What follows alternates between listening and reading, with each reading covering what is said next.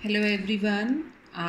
आज की जो रीडिंग करने वाले हैं थोड़ा सा करेंगे उन लोगों के लिए जो नो कांटेक्ट जोन में हैं, और एक टाइम लिमिट भी देखेंगे उनके लिए क्या निकल कर के आती है कि कब तक उनका अपने जो भी पार्टनर है, अगर वो नो कांटेक्ट में है तो उनसे बात हो सकती है या मिल सकते हैं, या यूनियन या रीयूनियन, जो भी आप उसको समझना चाहो आप समझ सकते हो।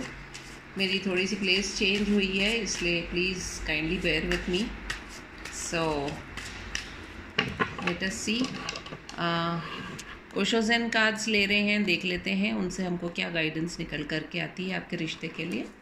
तो जो नो कांटेक्ट में है, dear spirit guides and angels, please बताएं मुझे उनके लिए क्या मैसेजेस निकल करके आ रहे हैं। अभी मैंने अपने कार्ड्स को शफल कर लिया है और मैं उसे 3 पार्ट्स में डिवाइड करूँगी और फिर हम कर देंगे हमारी रीडिंग को start. Alright, so the first card we have is beyond illusion. कहीं ना कहीं आप लोगों में से कुछ लोग ऐसे हो सकते हैं जो किसी एक इल्यूजन में जी रहे थे।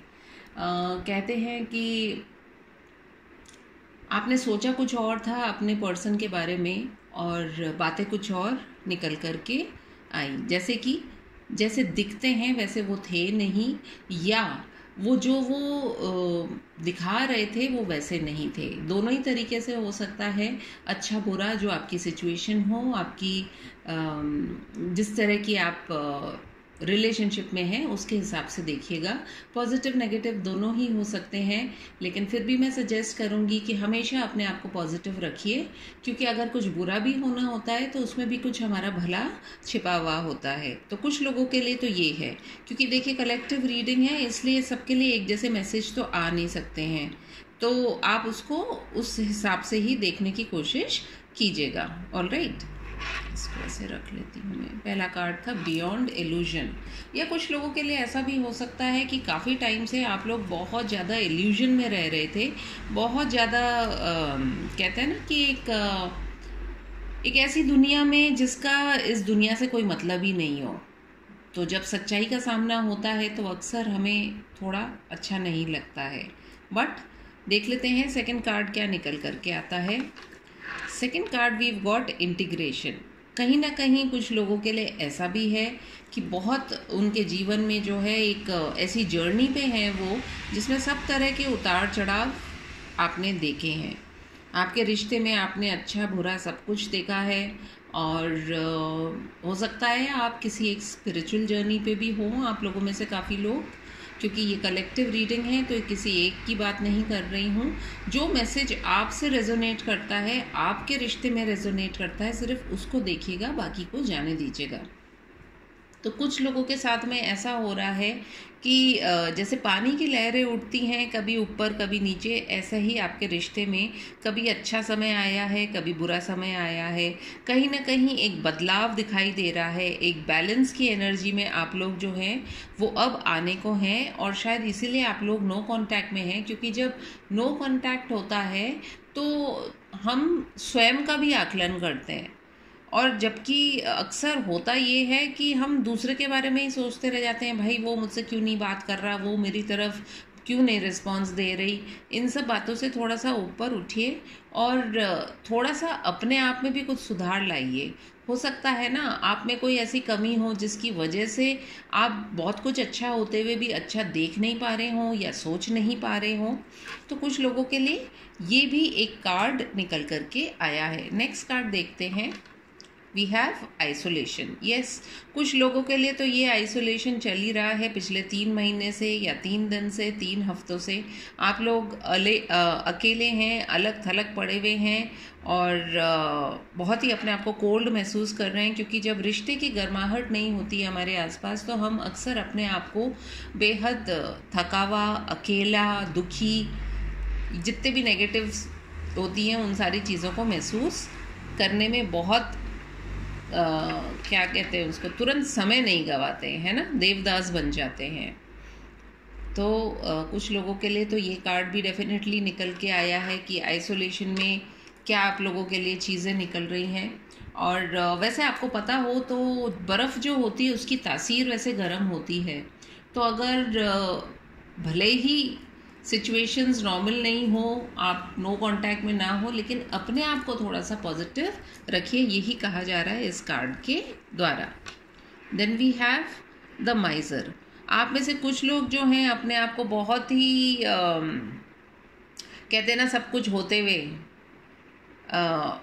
अपने आप को ऐसा महसूस करना कि आपके पास कुछ भी नहीं है। तो कई बार ऐसा भी हो जाता है कि हम अक्सर जब अपने आप को एक्सप्रेस नहीं करते हैं और हम सामने वाले को अपनी फीलिंग्स शेयर नहीं करते हैं, तो हमारा कभी कभी बहुत अच्छा सा एक रिलेशनशिप भी ख़राब हो जाता है। तो यदि ऐसा हो रहा है तो आपको यही कहा जा रहा है कि थोड़ा सा उससे ऊपर उठिए। एक सेकेंड, कार्ड इधर करती हूँ मैं। Then the next card we have is the lovers.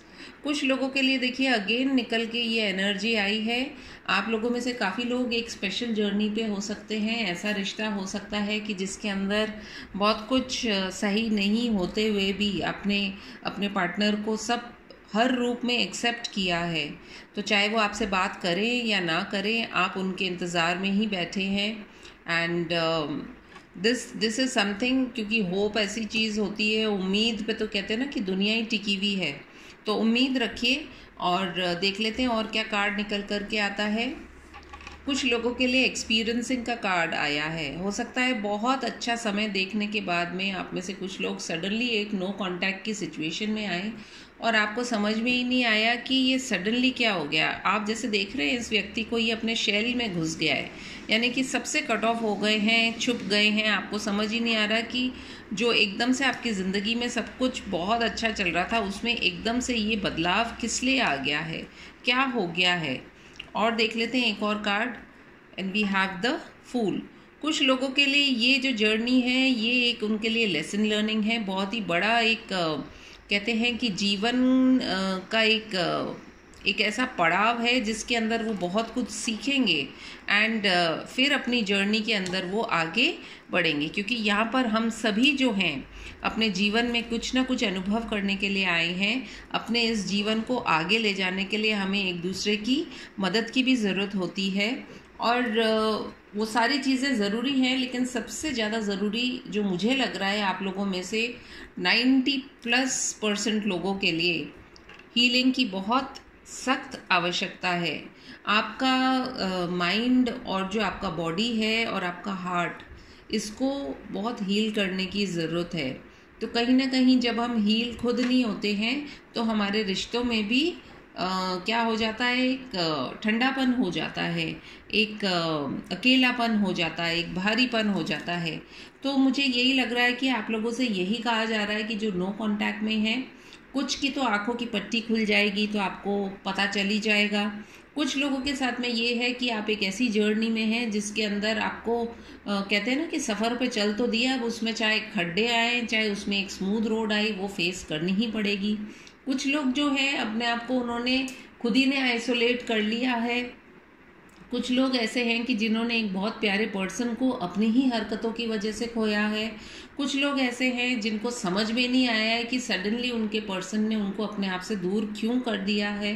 और कुछ लोग ऐसे हैं जो शायद वापस एक स्टेप लेना चाह रहे होंगे after the no contact period. अब ये डिपेंड करेगा आप में से हर एक की जर्नी, क्योंकि अलग अलग होगी। नो कांटेक्ट में कौन कितने समय से है ये भी नहीं हम कह सकते हैं, क्योंकि सबकी जीवन की कहानी एक जैसी नहीं होती है। तो चलिए देख लेते हैं। जो भी हो, ये एक लाइफ लर्निंग लेसन्स होते हैं जो सभी को गुजरना पड़ता है, इसलिए हैरान परेशान मत होइए। ज़िंदगी जो है जीने का ही नाम होती है, इसको भी अपने जीवन का एक इम्पॉर्टेंट लेसन मान करके यदि जिएंगे तो ये कठिन समय भी जो है वो आपका आसानी से निकल जाएगा। ये मेरे कुछ कार्ड्स हैं, हालांकि इसमें टाइम के बारे में जो बताया गया था, कुछ टाइम जोन्स तो बहुत ज़्यादा लंबा टाइम पीरियड का था, इसलिए मैंने वो कार्ड्स हटा दिए हैं। कुछ ही कार्ड्स मैंने इसमें रखे हैं because we are talking about maybe next 3 months तक का हम देख लेते हैं। इससे ज़्यादा मैं स्ट्रेस नहीं करना चाहूँगी इस चीज़ को। सो ये कार्ड्स निकल के आए हैं। 3 कार्ड्स लेंगे, देखते हैं कि कार्ड में से क्या निकल कर के आता है। 3 कार्ड्स लूँगी, ज़रूरी नहीं है कि वो तीनों कार्ड्स आपसे मैच करें, जो उसमें से मैच करे उसको आप देख सकते हैं। We have 1, then we have 2 and then we have 3. पहला कार्ड निकल के आया है within a few years. तो मैं इसको मैंने हटाए थे लेकिन फिर भी ये आ गया है. तो हो सकता है यदि आप में से कुछ लोग ऐसी जर्नी में हैं कि बहुत यंग सा आपका ये अफेयर है और आप लोग भी बहुत यंग हैं, मे बी जस्ट स्कूल या कॉलेज गोइंग ही है. So may be with in a few years आपको कुछ चीज़ें पता चलें, उसके बाद में कुछ हो. बट मैंने इसको लिया नहीं था, फिर भी आया है ये कार्ड. सो इट मीन्स कुछ ना कुछ कहना चाहते हैं स्पिरिट्स. एंड ये कार्ड्स ना अलग आ गए हैं एक्चुअली. जो मैंने छांट के रखे थे वो दूसरी जगह रह गए हैं. सो आई एम सॉरी स्पिरिट्स. ये मैं कार्ड हटाऊंगी क्योंकि ये बहुत लंबे टाइम ड्यूरेशन वाले हैं. दूसरे वाले जो हैं ये वाले लूँगी मैं, क्योंकि वो टाइम जोन्स बहुत ज़्यादा थी, बहुत ज़्यादा एक्सेसिव लंबा टाइम था.